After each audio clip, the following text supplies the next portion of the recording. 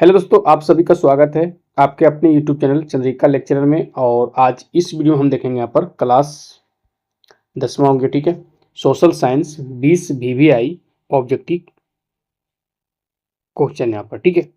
VVI MCQ part 7, ये मेरा part 7 video है। और जेक यहाँ पर 10वां बोर्ड 2026 का जो फाइनल एग्जाम होगा, ठीक है, उनके लिए ये वीडियो यहाँ पर इम्पोर्टेंट है, ठीक है। वैसे स्टूडेंट जो 2026 में फाइनल एग्जाम का तैयारी कर रहे हैं, ठीक है, 10th क्लास का, उसके लिए वीडियो ये इम्पोर्टेंट है। और वीडियो शुरू से लास्ट देखिए। 20 क्वेश्चन हम यहाँ पर सामाजिक विज्ञान सोशल साइंस का ऑब्जेक्टिव क्वेश्चन यहाँ पर हम लिए हैं, ठीक है। और आपका तैयारी कैसा है, कैसा चल रहा है, आप चेक कीजिए, ठीक है। टेस्ट है, 20 क्वेश्चन का टेस्ट दीजिए और देखिए 20 में मेरा कितना आता है। पार्ट 7 मेरा वीडियो है और इस तरह का वीडियो जो है ना 20 क्वेश्चन का जो है हम लाते रहेंगे फाइनल एग्जाम तक, ठीक है। क्लास 8, 9, 10, 11, 12 का, ठीक है। सोशल साइंस, साइंस और मैथ, ठीक है, हम यहाँ पर बना रहे हैं। ओके, 20 वीवीआई क्वेश्चन दे रहे हैं, ठीक है। ये डायरेक्ट जो है फाइनल एग्जाम में मिलेगा। सभी इंपॉर्टेंट क्वेश्चन ले रहे हैं, वायरल जो क्वेश्चन है बार बार रिपीट होता है वो क्वेश्चन यहाँ पर हम ले रहे हैं। पार्ट 7 वीडियो है। अभी तक आप पूरा जो है part 1, part 2, part 3, 4, part 5, part जो है 6, इसमें नहीं देखें, जब देखिए, ठीक है। पार्ट 7 मेरा वीडियो यहाँ पर है। कक्षा 10 यहाँ लिखा हुआ है सामाजिक विज्ञान 2026 बोर्ड, जेक बोर्ड। हम जेक बोर्ड का वीडियो यहाँ पर बनाते हैं, ठीक है, जेक बोर्ड के लिए। चलिए, सभी महत्वपूर्ण यहाँ पर बहुविकल्पीय प्रश्न देख सकते हैं। 10 क्वेश्चन हम लिए हैं हिस्ट्री से और 10 क्वेश्चन हम लिए हैं यहाँ पर ज्योग्राफी से लिए हैं। टोटल 20 क्वेश्चन यहाँ पर मेरा हो गया, ठीक है। तो चलिए क्वेश्चन देखते हैं। फर्स्ट क्वेश्चन यहाँ पर लेते हैं कि निम्न में से किसका विश्वास था कि ईश्वर की मर्जी के अनुसार राष्ट्र ही मनुष्यों की प्राकृतिक इकाई थी। किसका विश्वास था कि ईश्वर की मर्जी के अनुसार राष्ट्र ही मनुष्यों की प्राकृतिक इकाई थी। ऑप्शन है, पहला ऑप्शन नेपोलियन, दूसरा है निकोलस, तीसरा है जियुसेप्पे मैत्सिनी और चौथा है मेटरनिक। तो सही आंसर हो जाएगा ऑप्शन सी, जियुसेप्पे मैत्सिनी का विश्वास था कि ईश्वर की मर्जी के अनुसार राष्ट्र ही मनुष्यों की प्राकृतिक इकाई थी, ठीक है। दूसरा क्वेश्चन यहाँ पर क्वेश्चन है, निम्न में से कौन सी घटना पूरे यूरोप के शिक्षित अभिजात वर्ग में राष्ट्रीय भावनाओं का संचार किया। निम्न में से कौन सी घटना पूरे यूरोप के शिक्षित अभिजात वर्ग में राष्ट्रीय भावनाओं का संचार किया। तो ऑप्शन है नेपोलियन का आक्रमण, यूनान का स्वतंत्रता संग्राम, कि फ्रांसीसी क्रांति, कि इटली और जर्मनी का एकीकरण। तो सही आंसर हो जाएगा ऑप्शन बी, यूनान का स्वतंत्रता संग्राम। ऑप्शन बी यहां पर सही होगा, ठीक है। नेक्स्ट, 1848 में यूरोपीय देशों के किसान मजदूर किन कारणों से विरोध कर रहे थे, ठीक है।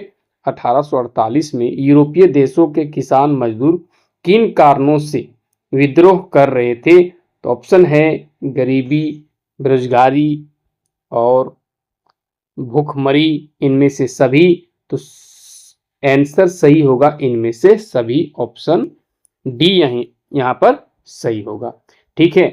विद्रोह कर रहे थे गरीबी कारण, बेरोजगारी कारण और भूखमरी के कारण, इनमें से सभी होगा यहाँ पर। 1848 में यूरोपीय देशों के किसान मजदूर किन कारणों से विद्रोह कर रहे थे, ठीक है। आगे, प्रथम विश्व युद्ध में रक्षा व्यय में भारी इजाफा होने के कारण, ठीक है, खर्चे की भरपाई के लिए निम्न में से क्या किया गया यहाँ पर। तो ऑप्शन है करों में वृद्धि की गई, दूसरा युद्ध के नाम पर कर्जे लिए गए, तीसरा है सीमा शुल्क बढ़ा दिया गया, चौथा है इनमें से सभी। तो सही आंसर हो जाएगा कि युद्ध के नाम पर कर्जे लिए गए, ऑप्शन बी यहाँ पर सही होगा, ठीक है। नेक्स्ट, 1804 की नागरिक संहिता, जिसे आमतौर पर नेपोलियन की संहिता संहिता के नाम से जाना जाता है। उसने फ्रांस में सुधार के लिए क्या कदम उठाया? तो ऑप्शन है पहला कि जन्म पर आधारित विशेष अधिकार समाप्त कर दिया, ये बात सही है। नेक्स्ट, कानून के समक्ष बराबरी और संपत्ति के अधिकारों को सुरक्षित बनाया, ये भी बात यहाँ पर सही है। पर प्रशासनिक विभाजनों को सरल बनाया, इनमें से सभी, तो ये सभी हो जाएगा, ये बात भी यहाँ जो सी ऑप्शन ये भी सही है। प्रशासनिक विभाजनों को सरल बनाया, कानूनों के समक्ष बराबरी और संपत्ति के अधिकारों को सुरक्षित बनाया, जन्म पर जो आधारित विशेष अधिकार था उसे समाप्त कर दिया नेपोलियन ने। ठीक है, इनमें से सभी हो जाएगा यहाँ। नेक्स्ट क्वेश्चन, 19वीं सदी का बात हो रहा है। 19वीं सदी के मध्य में इटली कितने राज्यों में बटा हुआ था? तो ऑप्शन है 5, 7, 9, 11। तो सही आंसर हो जाएगा 7। इटली जो था ना 19वीं सदी के मध्य में इटली 7 राज्यों में बटा हुआ था। ठीक है, फिर इसका इटली का एकीकरण होता है, सातों मिलता है। ठीक है, सातों राज्य एक साथ मिलता है, इटली का एकीकरण होता है। तो ऑप्शन बी यहाँ पर सही होगा। आप ये बताइए, कमेंट में लिखिए यहाँ पर कि इटली का एकीकरण कब हुआ, एक क्वेश्चन दे रहे हैं हम। इटली का एकीकरण बताइए कब हुआ, बताइए। ठीक है, देखते हैं आप कितना तैयारी कर रहे हैं, पढ़ाई कर रहे हैं। ठीक है, चलिए नेक्स्ट क्वेश्चन, राष्ट्रवाद में एक निश्चित भौगोलिक क्षेत्र में रहने वाली जनता इनमें से किसके द्वारा जुड़ी होती है? तो यहाँ ऑप्शन है समान संस्कृति, समान इतिहास, भाषा और लोक परंपरा, और डी में है इनमें से सभी। तो इनमें से सभी हो जाएगा, वो समान संस्कृति, समान इतिहास, भाषा और लोक परंपरा से जुड़े होते हैं। तो डी ऑप्शन सही होगा। नेक्स्ट, जर्मनी के एकीकरण में प्रमुख भूमिका निभाने वाले बिस्मार्क कहाँ के चांसलर थे? तो आंसर है ऑस्ट्रिया, बर्लिन, पर्सा और म्यूनिख दिया गया है। तो सही आंसर हो जाएगा ये पर्सा के थे बिस्मार्क। ठीक है, बिस्मार्क जो थे वो पर्सा के चांसलर बने थे, जो जर्मनी के एकीकरण में प्रमुख भूमिका निभाया था। ठीक है, आगे, ड्यूक मेटरनिख ने किसे हमारी सभ्यता का सबसे खतरनाक शत्रु बताया?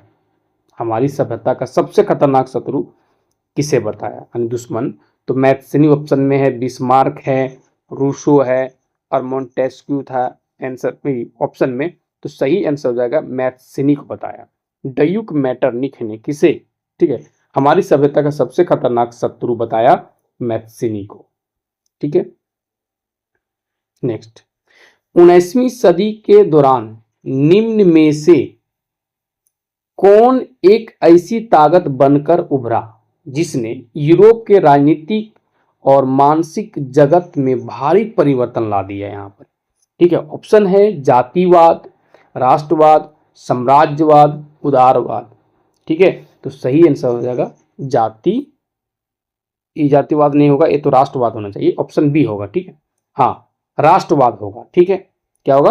राष्ट्रवाद। ओके, 19वीं सदी के दौरान निम्न में से कौन एक ऐसी ताकत बनकर उभरा जिसने यूरोप के राजनीतिक और मानसिक जगत में भारी परिवर्तन ला दिया? तो राष्ट्रवाद हो जाएगा, ऑप्शन ए, ऑप्शन बी यहां पर सही होगा। ठीक है, आगे बढ़ते हैं। निम्न में से कौन सी टिप्पणी प्राकृतिक वनस्पति जात और प्राणी जात के ह्रास, ठीक है, ह्रास का सही कारण नहीं है? देखो यहां से अब जो 10 क्वेश्चन हम इतिहास के ऊपर देखनी है, 11 से यहाँ पर चालू हो रहा है मेरा भूगोल का। ठीक है, अब 10 क्वेश्चन हम यहाँ पर भूगोल का देखेंगे। तो यहाँ पूछा है क्वेश्चन, भूगोल का पहला क्वेश्चन, कि निम्न में से कौन सी टिप्पणी प्राकृतिक वनस्पति जात और प्राणी जात के ह्रास का सही कारण नहीं है? तो कृषि प्रसार ऑप्शन में है, इसके द्वारा तो होता है, और बृहत स्तरीय विकास परियोजना इसके द्वारा भी होता है, पशुचारण और ईंधन लकड़ी एकत्रित करना इसके द्वारा नहीं होता। ठीक है, हाँ इसके द्वारा जो है यहाँ बात हम कर लेते हैं, प्राकृतिक वनस्पति जात और प्राणी जात के ह्रास का सही कारण ये नहीं है। ठीक है, सही कारण यहाँ पर नहीं, तो ऑप्शन सी यहाँ पर सही होगा। ठीक, याद रखना। तीव्र औद्योगिकरण और शहरीकरण इसके द्वारा होगा। आगे बढ़ते हैं नेक्स्ट क्वेश्चन, इनमें से कौन सा संरक्षण तरीका समुदायों की सीधी भागीदारी नहीं करता है, समुदायों की सीधी भागीदारी नहीं करता है। संयुक्त वन प्रबंधन ये तो करता है। चिपको आंदोलन, हाँ ये भी हो गया। बीच बचाओ आंदोलन ये भी सही है। वन्य जीव पशु विहार का परिसीमन ये नहीं करता है, ठीक है, ये भागीदारी नहीं करता। डी ऑप्शन यहाँ पर सही होगा। जो क्वेश्चन हम दे रहे हैं ना सब वीवीआई क्वेश्चन है, इसलिए इसे याद कर लो, ठीक है। वायरल क्वेश्चन है, डायरेक्ट जो फाइनल एग्जाम होगा देखना वहाँ जरूर मिलेगा। अगर आप पूरा देख लेते हैं, हम पूरा वीडियो आप मेरा देख लेते हैं, फाइनल एग्जाम तक हम वीडियो बनाएंगे, फाइनल एग्जाम तक देंगे, इस तरह का ऑब्जेक्टिव क्वेश्चन लाते रहेंगे 30-20 कभी, ठीक है। फिर चैप्टर वाइज लाएंगे, पूरा देख लेते हैं ना तो आप ऑब्जेक्टिव कहिए या तो 1 अंक वाला प्रश्न कहिए, आप आराम से उत्तर उसका दे देंगे। चलिए नेक्स्ट क्वेश्चन, वे जातियां जिनके लुप्त होने का खतरा है कहलाती है। लुप्त नहीं हुआ, लुप्त होने खतरा है, ये तो संकट हो जाएगा ना, क्या हो जाएगा, संकटग्रस्त। संकटग्रस्त जातियां होता है जो लुप्त होने का खतरा है, ठीक है, ये संकटग्रस्त जातियां इसे कहते हैं। तो ऑप्शन सी यहाँ पर सही होगा। लुप्त जातियां तो होगा नहीं यहाँ पर, दुर्लभ जातियां नहीं, स्थानिक जातियां नहीं, ये संकटग्रस्त जातियां हो जाएगा। लुप्त नहीं हुआ, लुप्त होने का खतरा है तो संकट है, कहिए आगे। लुप्त जाति के उदाहरण है, तो ऑप्शन में नीली भेड़ है, एशियाई चीता है, एशियाई हाथी है और गेंडा दिया गया है। तो नीली भेड़ लुप्त जातियां नहीं, याद रखना। एशियाई हाथी भी नहीं है, गेंडा भी नहीं है, एशियाई चीता गायब हो गया है, ठीक है। एशियाई चीता लुप्त जाति का उदाहरण है, एशियाई चीता। तो ऑप्शन बी यहाँ पर सही होंगे। नेक्स्ट क्वेश्चन, वन और बंजर भूमि जो सरकार, व्यक्तियों और समुदायों के स्वामित्व में होते हैं उन्हें क्या कहते हैं। ये तो अवर्गीकृत वन हो जाएगा, अवर्गीकृत वन हो जाएगा ये। वन और बंजर भूमि जो सरकार, व्यक्तियों और समुदायों के स्वामित्व में होते हैं उन्हें क्या कहते हैं, अवर्गीकृत वन कहते हैं। ऑप्शन बी यहाँ पर सही, ठीक है। आगे बढ़ते हैं नेक्स्ट क्वेश्चन, निम्नांकित में से किस राज्य में सर्वाधिक अस्थायी वन प्रदेश है। ये तो मध्य प्रदेश में है, कहाँ, मध्य प्रदेश में, ओके।